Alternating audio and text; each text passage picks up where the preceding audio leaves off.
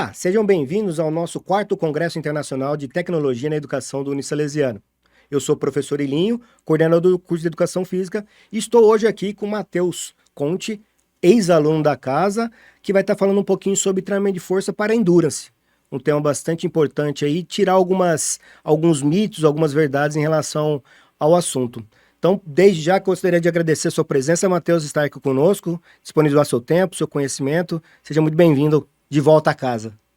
Eu que fico muito lisonjeado, né, por voltar aqui. Acho que o Unisalesiano, ele faz uma parte muito legal da minha formação, tanto como profissional como homem. Tenho muito boas lembranças aqui. Tive pessoas que me ajudaram na minha formação, onde eu levo todo esse conhecimento para a minha vida e também, além do conhecimento, a aplicação prática no dia a dia, que o Unisalesiano também se faz muito importante, tá? Sou o Matheus Conte, mais conhecido como Polaco. Sou formado aqui no Unisalesiano em 2019, professor de Educação Física. Fiz uma pós-graduação em treinamento desportivo de alto rendimento lá no Cefit, coordenada pelo doutor professor Antônio Carlos Gomes, né, a lenda do treinamento esportivo no Brasil, acho que o maior nome da nossa educação física hoje no nosso Brasil. A gente tem que valorizar também quem é do Brasil, às vezes a gente esquece, sim. Tive aulas fantásticas, lembro de muita coisa lá, excelentes professores que me ajudaram muito no meu trabalho. E também agora concluí, no meio do ano, uma pós-graduação em Fisiologia do Exercício pela UFPR, Federal do Paraná, lá com o professor Sérgio, que também somou muito para a minha carreira. O Paraná tem grandes profissionais de educação física e tem várias pós bastante interessantes. Lembrando que o Matheus, né, eu ia falar polaco, mas quando ele já falou polaco, é o costume. Ele também é diretor técnico hoje de uma academia bem conceituada aqui na cidade. Ele também já é uma referência dentro da cidade e na nossa região pela competência e pela qualidade do trabalho. Fala um pouquinho como que é o trabalho de vocês na academia.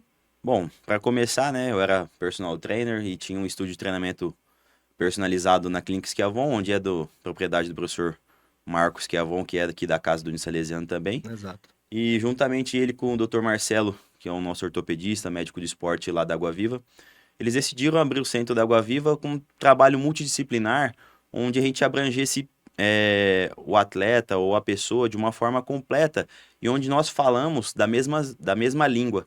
Que isso faz muita diferença, porque às vezes a gente tem esse trabalho multidisciplinar, mas um profissional puxa para um lado, outro para o outro, e o paciente, o aluno, fica sem saber para onde ir. Então lá a gente fala a mesma língua, a gente conta com excelentes profissionais de fisioterapia, educação física, doutor em ortopedia, a gente tem também um endócrino, nutricionista Maria Rita também, que trabalhou aqui no Unisalesiano, se formou aqui no Unisalesiano como profissional de educação física também.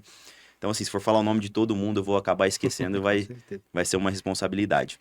Lá nós trabalhamos de diversas formas, né? A gente tem um atendimento personalizado no treinamento de força na sala de musculação, tá? A gente tem um trabalho também de treinamento funcional, tanto adulto quanto kids, que a gente trabalha de forma diferente. A gente tem a natação, a hidroginástica, o pessoal da fisioterapia, os médicos, como eu disse, e a nutricionista. Então é isso que a gente tenta trabalhar com excelência e da melhor forma, respaldado sempre de evidências científicas. Bacana que acaba tirando essa característica de academia e o nome seria um centro de saúde. Centro Né? de saúde, Esportivo, especializado em saúde, né? Porque hoje a procura de exercícios de qualidade, com orientação, aumentou muito essa demanda, né? E quando você tem todas as pessoas no mesmo local, isso facilita muito para o indivíduo, né? Para não ter que ir numa clínica, fazer físio, depois vai para academia. Então ali vocês conseguiriam englobar tudo, eu acho muito bacana. E uma outra coisa que eu percebi lá, vocês também, acho que em Lins são só 3 lugares que tem para fazer teste de VO2, né? Então vocês têm um equipamento de VO2, acho que numa outra clínica de fisioterapia eu vi que tem, e nós temos aqui no laboratório. Isso é muito bacana. Esse investimento, né? O pessoal fala, é caro, mas é um investimento porque você está buscando entregar algo para alguém na saúde dela, né? E avaliar isso é super importante, né? Sim, Lin, além do ventilômetro, né, que a gente não tem o ergospirômetro, que Sim, é de sim. propriedade só da universidade, a gente sabe que o custo é muito alto para a gente ter um ergospirômetro se comparado a uma clínica especializada, né? Que como a gente não faz pesquisa, o ventilômetro nos atende muito bem, Sim. tá? A gente consegue encontrar os limiares metabólicos para quem corre, é de suma importância para a prescrição do treinamento.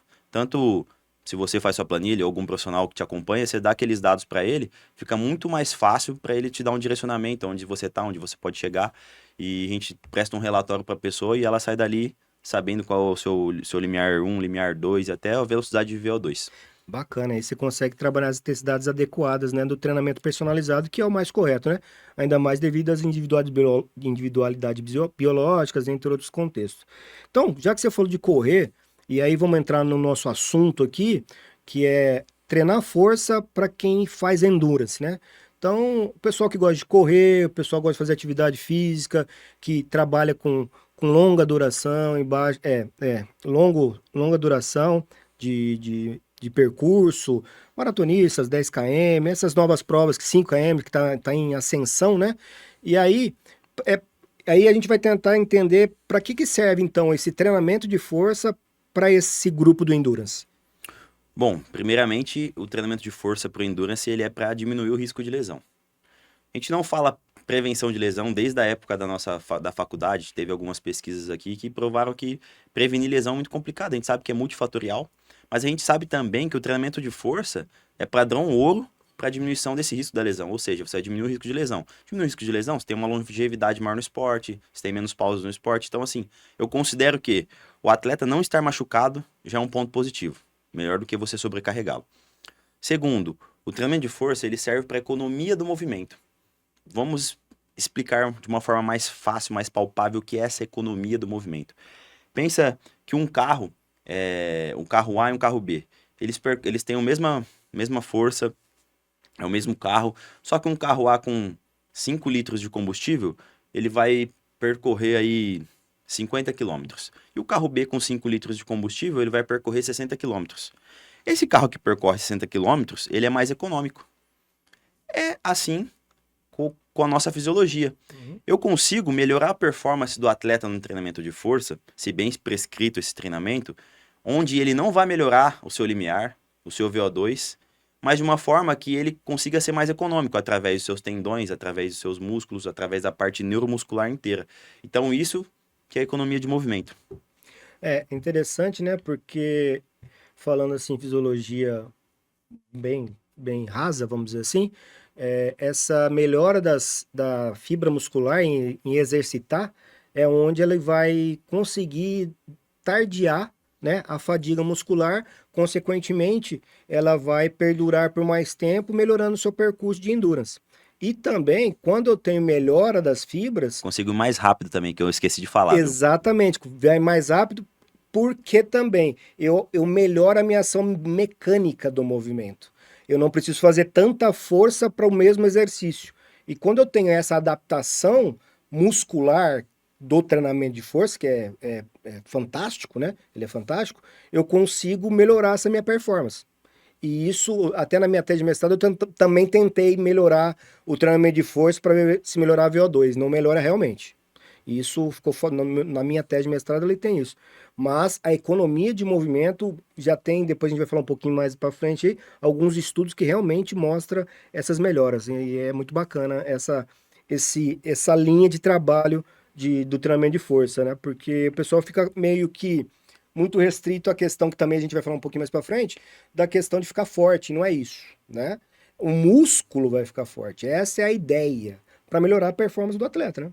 As adaptações, Linho, normalmente do treinamento de força para endurance, elas são neurais. A gente vai explicar depois as características, Sim. se comparados das adaptações morfológicas, né? Que as adaptações morfológicas é o quê? Aumento da secção transversa do músculo, aumento da massa muscular, falando Sim, mais isso. facilmente. O treinamento de força para endurance, ele não necessariamente ele quer gerar essa adaptação morfológica. Uhum. Pode ser que aconteça um pouco, pode ser que no início também você precise fazer um pouco desse fortalecimento mais básico para ganhar um pouquinho de músculo, para proteger um pouco Sim. as articulações, mas as adaptações normalmente são neurais, que a gente prioriza. E também acaba otimizando a parte metabólica, né? Porque se eu tenho um músculo forte, eu consigo usar melhor esses substratos, né? E aí eu consigo retardar o tamponamento, né? Para não ter o quê? Um aumento de acidose para gerar fadiga. Então, a otimização também metabólica também é muito importante. É lógico que para mim ter primeiro essa melhora metabólica, eu preciso ter essa melhora neural. né? Que a primeira fase de melhora do nosso corpo é neural. Primeira recepção de informação, como você não fazia, isso só vamos dizer aqui, falando um estudo de caso, o cara só corre. Ah, não, vou fazer força, eu vou perder tempo. Não, é completamente o contrário. Você vai melhorar o seu tempo, sua parte muscular, otimizar, tentar evitar algumas lesões, tentar que isso diminua a incidência de uma lesão, porque quando a gente não respeita aí na periodização o tempo de intervalo, o tempo de descanso, eu Descaracteriza totalmente o trabalho. exatamente. Aí a pessoa pensa, mas eu tô treinando, não tô aumentando performance. Porque seu corpo não está recuperando o que você está gastando. Como você falou, é mesmo que com um carro, né? Quanto o carro, mais autonomia que o carro tem, mais longe ele vai com menos combustível. Se ele não tem essa autonomia, ele vai gastar mais combustível para a mesma distância. E o que é melhor para mim? Ir mesma distância e gastar menos ou gastar mais? E é isso que o corpo vai criar essa adaptação dentro do treinamento, né? É isso mesmo.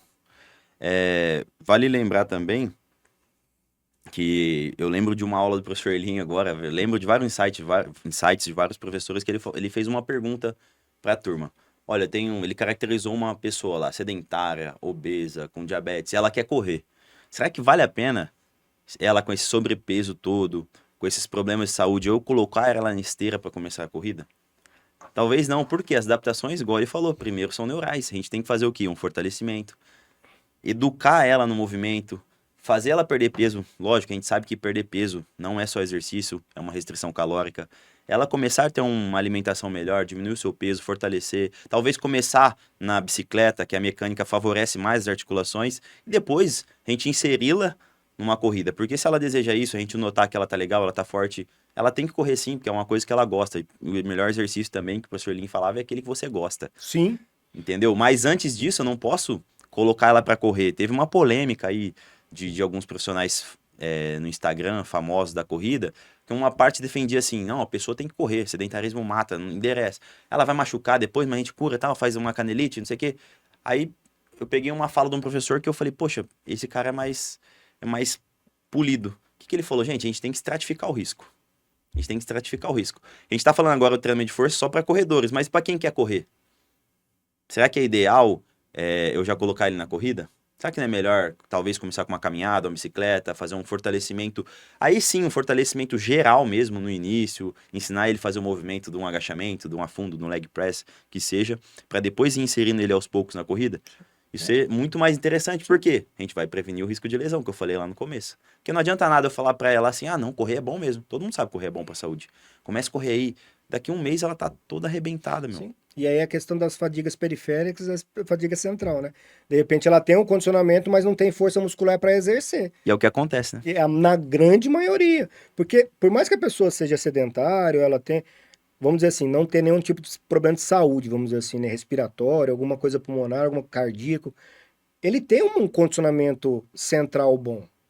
O problema, será que meu músculo consegue transportar isso sem ter uma melhora das minhas fibras, de recrutamento de fibras? Então, eu acho que isso é uma ideia muito importante. Que bom que isso falando lá atrás, né? Lá De Campo atrás Real me fez lembrar esses tempos a quer dizer que eu respeito tô disso. velho, mas não tô parado no tempo. Não, não. E aí, cara, o que seria a gente poder falar um pouquinho?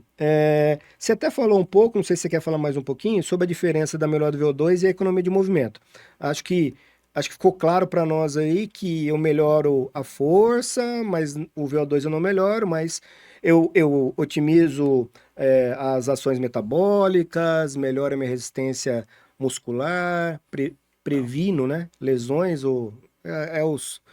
os termos que são meio complicados, né, de falar, mas eu acho que ficou bastante bacana essa sua colocação. Você quer colocar mais alguma coisa sobre isso? Não, só adicionar um pouco fora do contexto do treinamento de força para endurance, que a melhora do VO2 você vai melhorar correndo. Só que a melhora do VO2 ela é muito limitada, né? Adentrando um pouco mais na fisiologia aí, igual o Elin falou, mais de boteco aí. Exato, exato. Essa é a ideia. A gente tem o VO2 e tem nossos limiares, né? A gente corre maratona no limiar, a gente corre uma prova de 5 km em outro limiar. E o VO2 é aquela velocidade máxima aeróbica que você consegue manter por um determinado tempo ali no teste, principalmente no teste de ergospirometria, ventilometria, ou um teste que a gente consiga fazer uma uma conta de regressão e chegue no VO2. O VO2 ele é definido principalmente geneticamente, tá? O maior fator de VO2, de valor de VO2 é genético. Então, assim, a gente não pode iludir também aquele aluno que tem 40 de VO2, que ele vai virar um maratonista fazer uma maratona sub-3, porque não vai.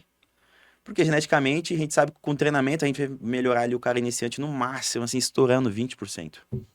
Então, assim, é muito pouco, 20% ele vai para 48%. Se ele tá com 48 de VO2, a velocidade máxima aeróbica dele já é baixa. Imagina a velocidade de maratona. Então, assim, Sim. a gente tem que também conversar com o nosso aluno, explicar para ele a fisiologia de forma que ele entenda. Eu sempre tento educar o meu aluno o porquê do treinamento de força daquela forma, o porquê o treinamento, a gente chama aí em baixa intensidade, quais são as adaptações que eu quero gerar no organismo dele, por que ele tem que fazer naquela velocidade, porque às vezes o cara quer acelerar. Só que eu estou num período de base, quero trabalhar o VO2, quero trabalhar capilarização, aumento de mitocôndria. E a gente sabe se a gente entrar numa intensidade maior, vai gerar muita acidez, que vai matar a mitocôndria ali, vai prejudicar aquela qualidade da mitocôndria. Então, e é o período de base, quero ganhar um pouquinho mais de volume. Se eu aumentar a intensidade, posso aumentar o risco de lesão. Então, assim, você vai educando o seu aluno e ele vai falando a mesma língua que você. Daqui a pouco, você está programando, ele já está pegando o que você quer, já vai. Então, assim, fica muito mais fácil pra gente trabalhar. Então, você tem que explicar pro aluno qual que é isso. Ele vai melhorar no treinamento de força, ele vai melhorar a economia de movimento, mesmo que o VO2 dele não seja tão alto.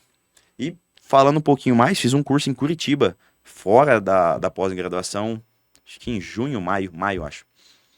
Fui até Curitiba, a convite do professor Sérgio lá, que foi o orientador da pós-graduação. Ele que era o coordenador do curso, ele trouxe, pô, só cara fera, Daniel Bulhosa, o Carlos Buchazeira, um outro professor André Pérez está lá, uma nutricionista muito boa também da UFPR. E eles estavam falando disso. E esse Carlos, que ele está na Itália, ele é um professor doutor lá da Itália, é brasileiro, mas mora lá já faz um tempo. Ele é muito amigo do Andrew Jones. Para quem não sabe, Andrew Jones é o fisiologista do Kipchoge. Kipchoge, talvez mediaticamente, é o maior nome da maratona hoje. Não é o recordista, porque o recordista ele faleceu infelizmente, o Kelvin Kipton. Uhum. Teve uma carreira meteórica, mas teve um acidente de carro e faleceu.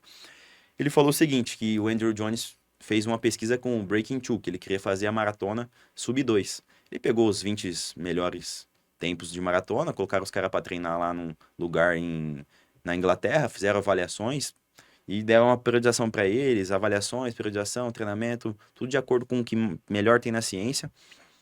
E o que ele notou? Que o Kipchoge ele não era melhor em tudo, em nada. Só que ele era bom em tudo. Ou seja, ele tinha um limiar anaeróbio alto, mas não era o melhor. Ele não tinha o melhor VO2, ele não tinha a melhor economia de movimento. Só que na somatória de fatores, ele é o melhor da atualidade. Então, assim, não adianta eu ter só o VO2 muito alto. Lógico, o VO2 é um preditor de performance, não adianta. Não é o principal, mas é um preditor. A gente sabe que eles tinham um VO2, se eu não me engano, de 60 e pouco, 80 e pouco. Então, assim, era uma margem muito diferente. Uhum. Só que todos eles eram muito bons, que fazem maratona abaixo de 12 e 10. Então, assim, são muito, muito bons. E ele falou, o Kipchoge não era o melhor em tudo. Não era melhor em uma outra coisa, só que na média ele era muito bom. Uhum. Então, a economia de movimento é mais um fator que você pode melhorar além da sua genética. Sim. Então, isso é interessante. A gente consegue melhorar isso até 8%. Inclusive, estou até com um estudo aberto aqui, que eles mostraram que melhora 8% na performance. O incremento médio de 8% no desempenho em provas de corrida, como ciclismo e triatlon, como destaque para a melhoria da economia de movimento e manutenção do ritmo. Porque se eu consigo economizar força, gerar força, né? Eu consigo manter o ritmo por mais tempo. Que aí se a gente pensar agora, falando de outra, só para lembrar, o Usain Bolt, ele fica muito mais tempo no seu limiar de potência do que qualquer um. Ele arranca muito mal, Mas a velocidade média dele é a mais é a alta que mais existe. longa que tem. Então é um negócio de quase 60 metros. De 100 metros, os caras mantêm 30, 20 no seu pico maior. Ele consegue ficar mais A tempo. velocidade Então máxima, né? é absurdo. É outro cara também que é um destaque aí, né? E diante disso, vamos falar um pouquinho agora sobre os métodos de treinamento para esse tipo de trabalho. Cara, a gente acha que o treinamento de força é só barra e peso. Mas a gente sabe que existe outros métodos de treino, como o treinamento de saltos, a pliometria, onde a gente não tem pouco recurso, a gente consegue trabalhar principalmente ali o stiffness do tendão. O que que é o stiffness do tendão? É a rigidez do tendão. Pensa, trocar sua mola dos seus articulações, ou seja, seu tendão calcâneo. Você tem um tendão calcâneo às vezes meio fraco. Saltando, você deixa ele mais rígido, ele vai gerando adaptações que ele vai ficando mais rígido. O elástico mais rígido, a gente sabe que o quê? Ele é mais forte.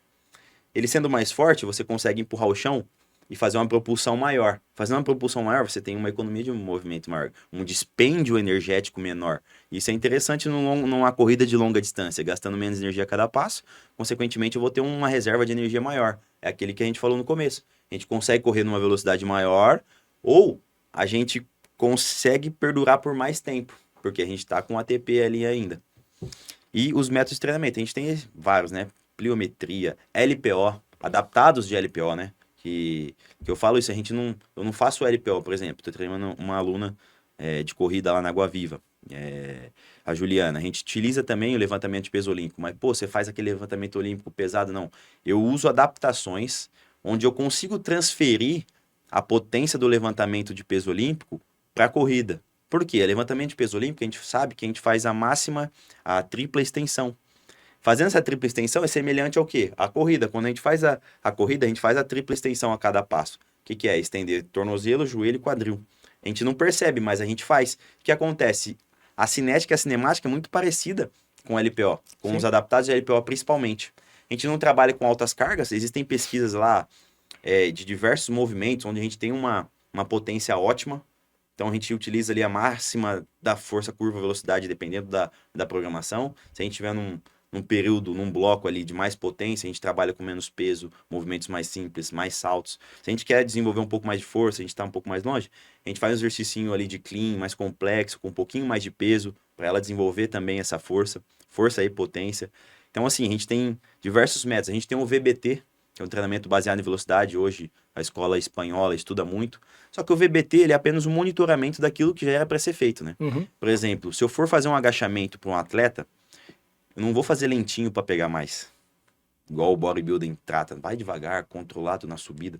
Não, é máxima velocidade na subida, na fase concêntrica, no agachamento. Ou seja, desci, lógico, controladamente, mas eu vou subir com a máxima intenção de velocidade. Por quê?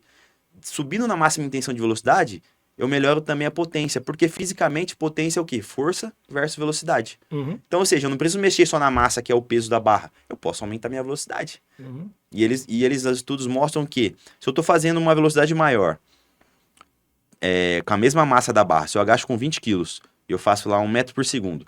E se daqui um mês eu continuo treinando e esse 1 metro por segundo vira 1,10 metros por segundo pelos mesmos 20 quilos, quer dizer que eu melhorei a minha potência. Por quê? A velocidade aumentou. Eu posso fazer duas coisas. Eu continuo trabalhando, depende da programação. Se eu quero mais potência, quero mais força, tem também os estudos que mostram. Eu posso aumentar o peso. Que aí eu vou aumentar a massa, que é interessante, e manter a velocidade 1 metro por segundo, por exemplo. Uhum. Quer dizer que eu vou melhorar minha força e minha potência também. Sim. E isso já devia ser feito. É que assim, depois a gente vai falar, o bodybuilding prejudicou um pouco o treinamento desportivo. Uhum. Nesse sentido do Sim. treinamento de força. E a gente tem diversos métodos isométricos. A gente tem hoje isometria, que não é algo novo, mas está se começando a estudar mais. Tanto isometria de máxima intensidade, isometria pensando em reabilitação de lesão, que a gente também consegue utilizar. Porque a isometria, né? Falando em isometria, ela começa ela trabalha, né? As fibras mais profundas, que a gente esquece um pouquinho, né? São aquelas fibras que estão mais perto da conexão do osso ali, mais próximo, que são essas fibras aí que dão até a sustentação, músculo, tendão, o próprio compressão do músculo sobre o osso, né? Então isso facilita também. E a força máxima, Nelinho, a Sim. força máxima só é atingida através da isometria. Sim, exatamente. Então, Máxima no máximo. Então a gente vai falar aqui que os meta-treinamentos são adequados à força máxima, à força de resistência e à pliometria. Pliometria, eu falei, os saltos, né? A gente tem que classificar esses saltos também. Porque melhora o alongamento e encurtamento do músculo, melhora a minha passada, melhora a minha economia de movimento. Então, como tudo volta na economia de movimento. E isso tem que ser sistematicamente programado, né? Sim. A gente abre uma periodização ali de 16 semanas. A gente tem que saber quando a gente vai encaixar cada coisa. Porque conhecer os métodos é muito fácil. Sim. Se você abrir o Google ali, você Sim. conhece todos os métodos. Mas eu falo, né? O treinador, ele tem ali todos os... Ele tem a carne, tem o arroz, tem o feijão. Mas se ele não souber fazer uma Sim, comida boa vai ficar sim. meio mal feito. Então, Por isso que a fisiologia é de extrema importância para o profissional de educação física, né? Não que as outras não tenham importância, todas são importantes, né? Porque daí a fisiologia você começa a entender biomecânica, você consegue entender as capacidades de força, resistência, entre outros fatores, né? E até fugiu uma coisa que eu ia falar aqui, mas depois eu tento lembrar aqui. Então, dentro dessa diferença que você falou aí, fala um pouquinho então dessa diferença dos bodybuilds, né? Dos treinos de bodybuilding. Ah, lembrei. Lembrar que pro cara que corre 5 km é um tipo de treinamento, o cara que corre 10 km é outro tipo, maratona. A gente tinha até um atleta de ultramaratona aqui, que era o Craco, né? O Urbano sim, Craco, e depois chegou até a seleção brasileira, né? E fazia os ultramaratonas, aquelas loucuras de correr 2 dias, aqueles absurdos, que assim, aí que eu começo a entender como o nosso corpo é inteligente, é forte, e quanto mais eu preparar ele, mais forte ele fica, né? E até dentro disso, o dia que o Marcelo que veio dar uma palestra para os alunos, ele perguntou assim: quem que é o profissional que dá saúde? Aí todo mundo, médico? Médico? Não, médico trata. Quem dá saúde é o profissional de educação física.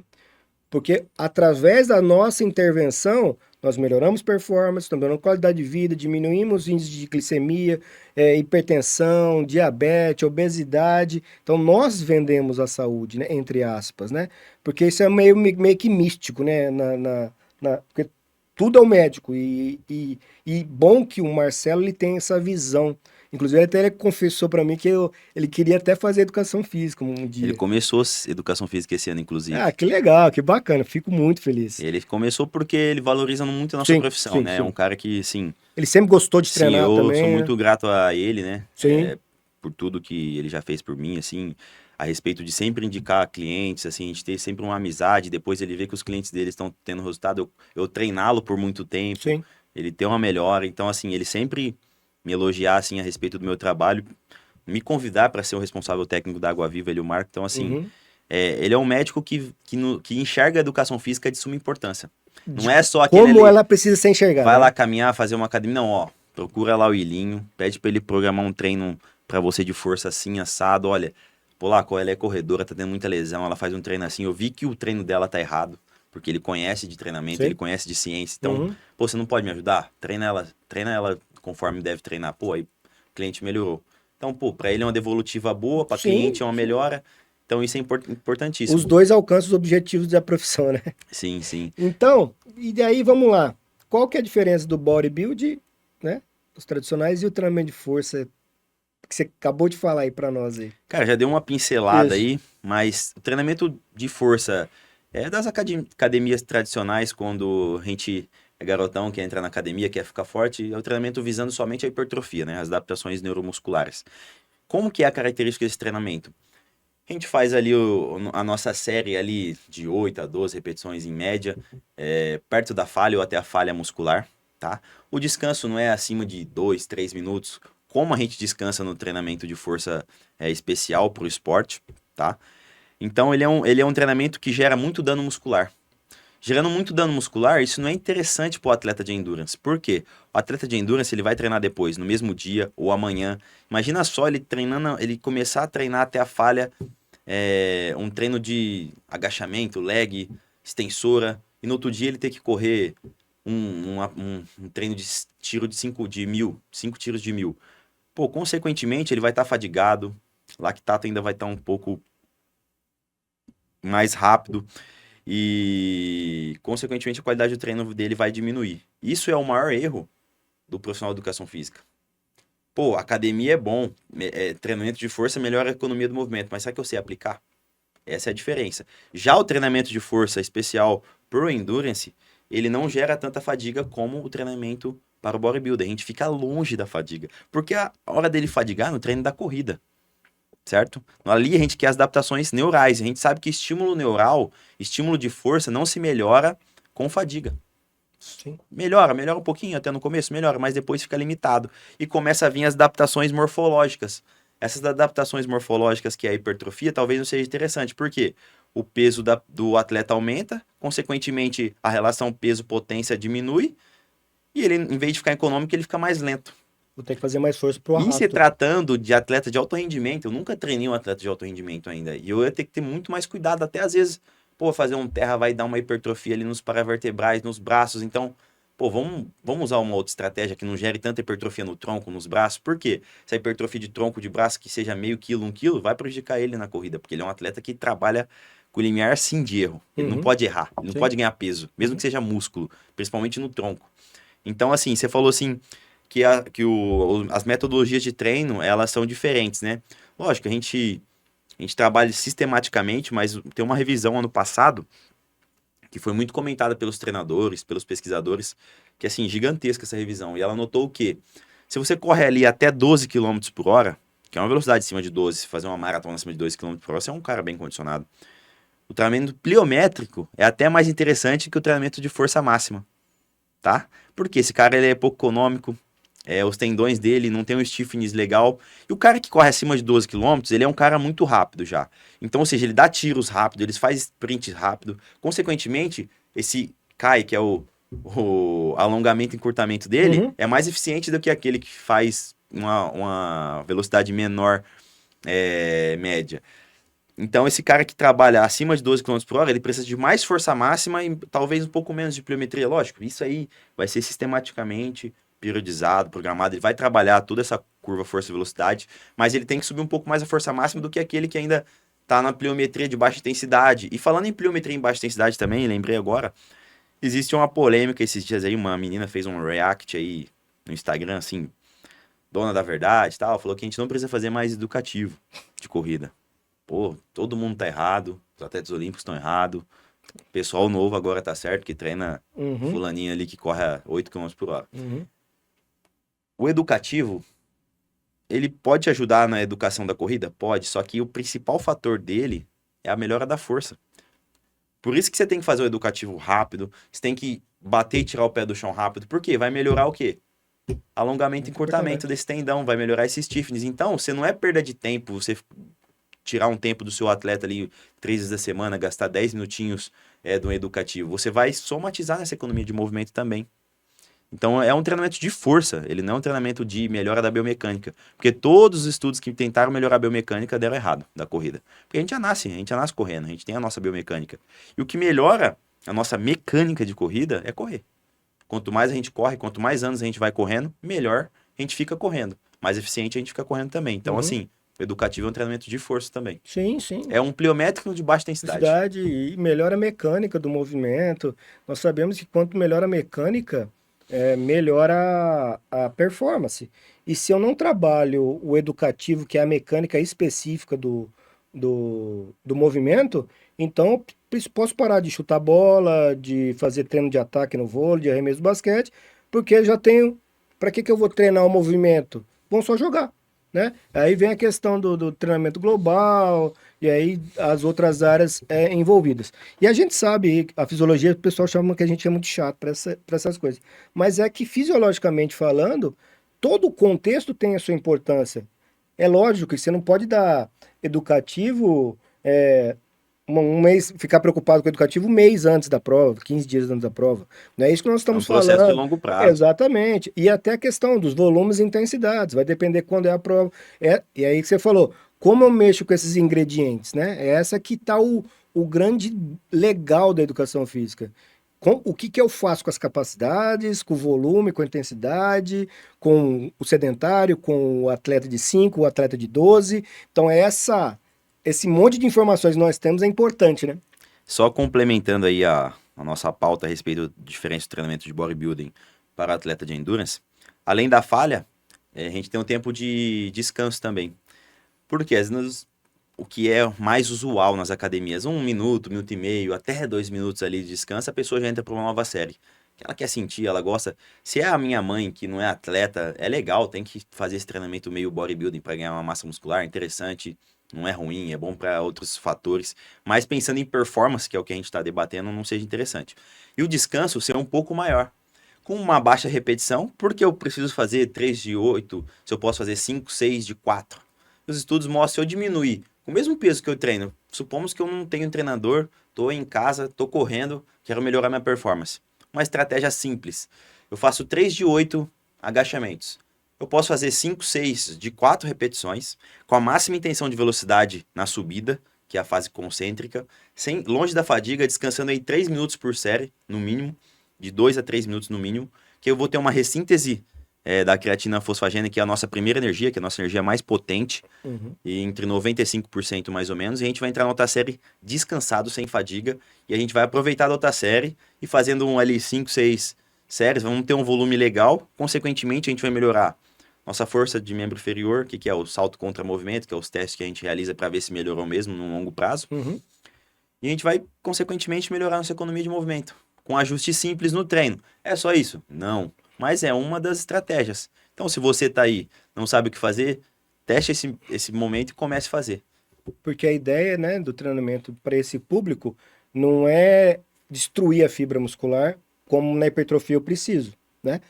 Eu quero dar função Ativar, né? para ele, mas eu preciso que ele se recupere para me dar uma nova sequência. Ao contrário dos outros treinamentos, que eu não posso esperar recuperar, porque eu tenho que destruir para criar novas fibras e fazer uma fibra mais forte e maior, né? Então, que aí é a questão de hipertrofia. Então, é importante essa colocação sua, porque muitos acham que a força ela pode ter várias linhas de trabalho, né? Vai depender do objetivo de cada atleta. Que nem a gente tá falando aqui, bodybuilding e endurance. Se eu destruir a fibra muscular, ele não recupera a tempo, e aí ele vai fazer um treino longo, lesão.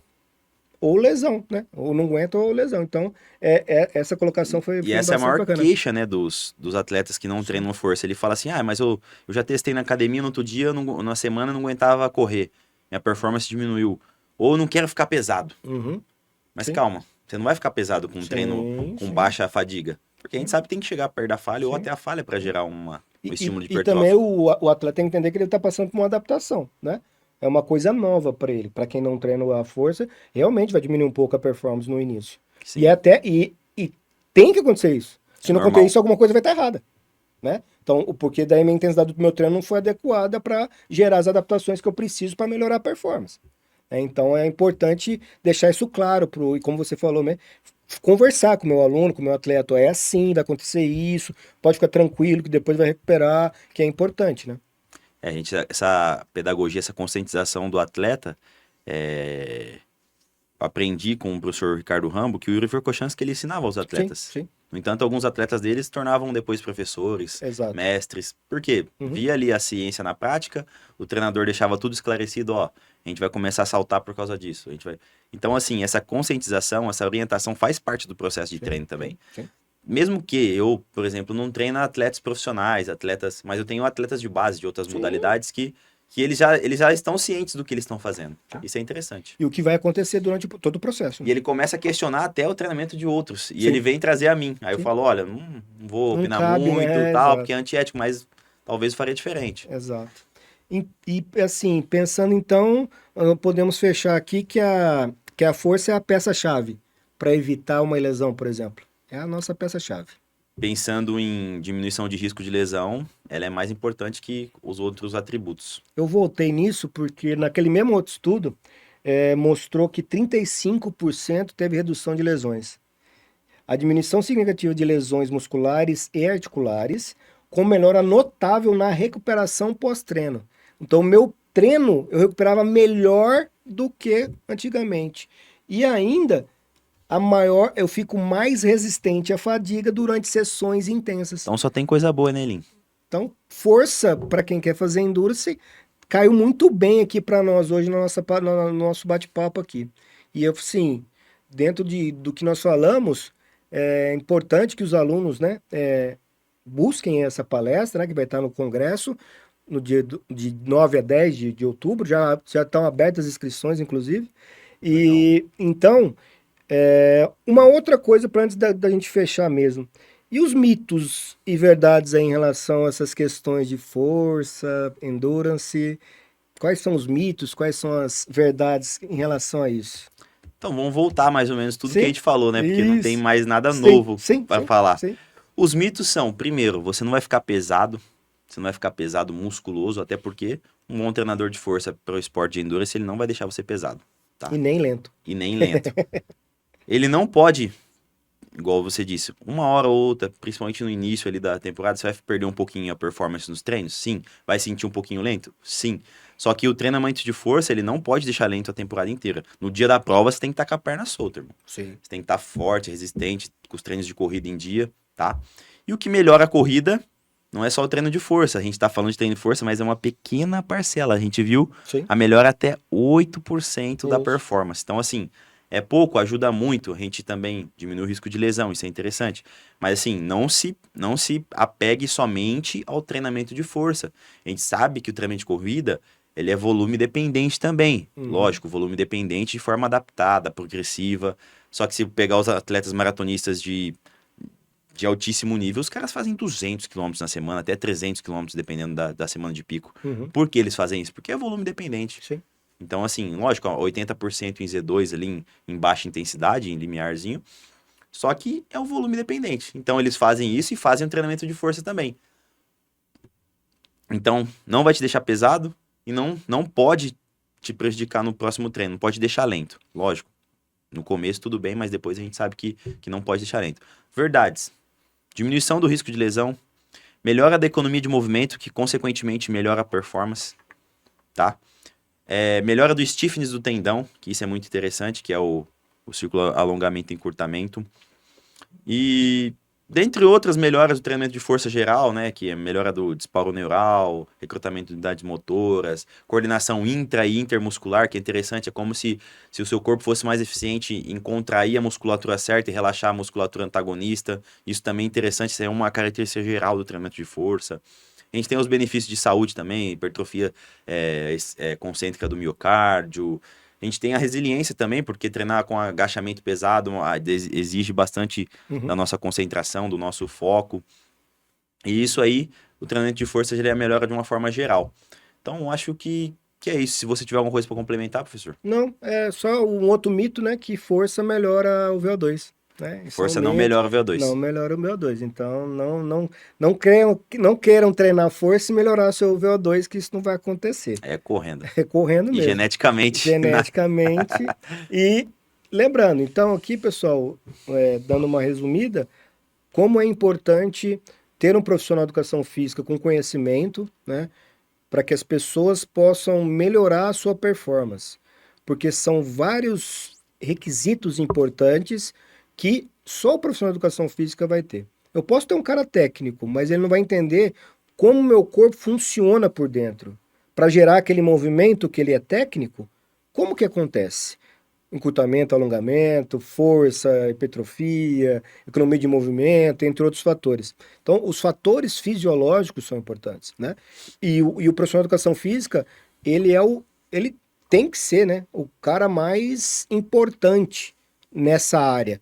E lembrando, nós estamos aqui falando específico de força, fora os outros caminhos que a educação física tem hoje, que são, se for abrir um leque aí, são mais de 20, 30 opções de trabalho que você consegue brincando. Então está em ascensão, acho que isso é importante frisar. As pessoas estão procurando muito, muito o profissional de educação física. Você passa aí, parece que tem muitas academias nas cidades, mas todas as academias estão cheias. É isso que eu falo. Ah, mas abriu. Eu falei, meu, passa na frente das outras. Tem gente. Exatamente. Tem público para todo mundo. E isso para nós, enquanto profissão e enquanto instituição formadora, é fantástico para nós termos isso, né? Ver que a profissão realmente ela tem um caminho muito bacana e que ela está tomando esse rumo que ela merece, né? Porque antigamente tinha muita mística, né? Ah, vai jogar bola, né? Isso é antigo, mas Falava ainda pra mãe e pro pai que ia fazer educação física, já torcia o bico, fala, pô, mano, vai dar aula em escola só. Parecia que só Exatamente. tinha esse caminho, né? Exatamente. Então, a gente tem que. Eu sou muito grato, que estou há 27 anos aí na área e sou muito feliz no que eu faço. Tudo que eu conquistei, tudo que eu tenho é pela educação física. Então, e é bom, assim, estar com ex-aluno, né? E hoje um profissional conceituado, reconhecido, e mostra o quanto a instituição leva a sério uma formação, que é o que a gente prega muito, né? Lembrando dos princípios de Dom Bosco, de acolhimento, né? Da pessoa se sentir em casa, como você falou no começo aí, além de preparar o homem como profissional, mas como ser humano, né? E isso é o grande lance do Salesiano. Muitas pessoas perguntam qual o diferencial. O diferencial é Dom Bosco. o que ele prega, de acolher o jovem, de entender o problema dele, tentar ajudá-lo, mas nunca esquecer a formação. Né? Então, eu acho que ficou muito claro aqui para mim as suas colocações do trabalho que você faz, que você executa, e queria ver se você quer falar mais alguma coisa para finalizar, fica à vontade. Não, é só agradecer mesmo o convite, professor. É sempre uma satisfação voltar aqui na casa. Como eu disse no começo, as mesmas palavras. Me sinto muito feliz aqui, me sinto muito grato na instituição que eu estudei, dos projetos que eu participei, do PIBIC, com o professor Zé Alexandre, que é um cara assim que, pô, eu gosto muito dele, é um Sim, cara que excelente. dispensa palavras. Então, quando o senhor me chama, o professor Zé Alexandre, a Gi, o Senhor, cara, você tá Rufino, vendo? Senhor. Olha a pô, cara de. 27 anos de área, pô, não pode chamar de senhor. Olha a cara de bebê que eu tô, pô. E a gente sabe que é uma instituição muito séria, né? Sempre quando alguém me pergunta, algum garoto, eu sempre indico procurar a Unisalesiano, porque a gente sabe a seriedade que é o trabalho. Às vezes a gente vê outras universidades capengando em algumas coisas, ficando devendo em outras. Você nunca vê polêmica no Unisalesiano. Você sempre vê o trabalho sério e a responsabilidade com o aluno. Isso que é interessante. E se você tem alguma dúvida em fazer educação física aqui na região de Lins, pode procurar o Unisalesiano, que eu super indico. É isso aí. Então, pessoal, vamos chegando ao fim aqui. Espero que vocês tenham gostado. No ano que vem vai ter mais palestra, entre outras. Espero vocês novamente no próximo. Um grande abraço, fiquem com Deus. Tchau!